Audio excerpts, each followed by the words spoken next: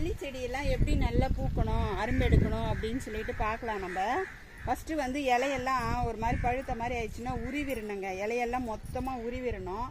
உருவிட்டோம்னா பாருங்கள் இந்த மாதிரி கலைக்கு துளுத்து வரும். துளுத்து வந்துச்சுன்னு வச்சுக்கோங்களேன், அப்படியே அரும்பெடுக்கும். கொத்து கொத்தா அரும்பெடுக்குங்க.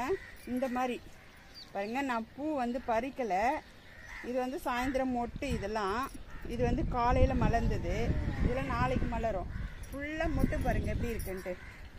எல்லாமே மொட்டு, குட்டி மொட்டு. இந்த மாதிரி துளுத்து கிளையாக துளுத்து வந்து அரும்பு எடுக்குங்க. உருவிடணும். தலையெல்லாம் உருவினாதான் இது போல். இது பாருங்கள் சைட்லாம் இதை துளுக்குதுங்களா, இது துளுத்துட்டு இது பாருங்கள் இது மாதிரி துளுத்து வந்து அரும்பு எடுக்கும். இது பாருங்கள் துளுத்து வருது, இதில் அரும்பு எடுக்கும். இதில் எப்படி அரும்பு எடுத்துருக்கு பாருங்கள். இதை பாருங்கள் ஒன்றுத்துலேயும் அதே மாதிரி தாங்க துளுத்து வந்து அரும்பு எடுக்கும். இந்த மாதிரி பூக்கிறதுக்கு இந்த மாதிரி நீங்கள் செஞ்சு பாருங்கள். அரிசி கழுவுன தண்ணியெல்லாம் ஊற்றுங்க. காய்கறி அலசுகிற தண்ணி ஊற்றுங்க. தக்காளி வெங்காயம் இந்த மாதிரி தோலெல்லாம் எடுத்துகிட்டு வந்து போடுங்க. அப்படி நல்லா கொத்தாக வருங்க. செடி பாருங்கள் நல்லா வந்திருக்கு. நாங்கள் பெரிய பேக்கில் வச்சுருக்குறோம் பாருங்கள். இந்த மாதிரி நம்ம அடுப்பு எரிய வச்சோம்னா சாம்பல், அதனுடைய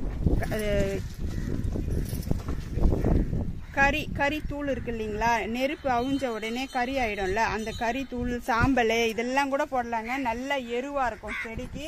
பாருங்கள் எப்படி இது பண்ணியிருக்குன்ட்டு.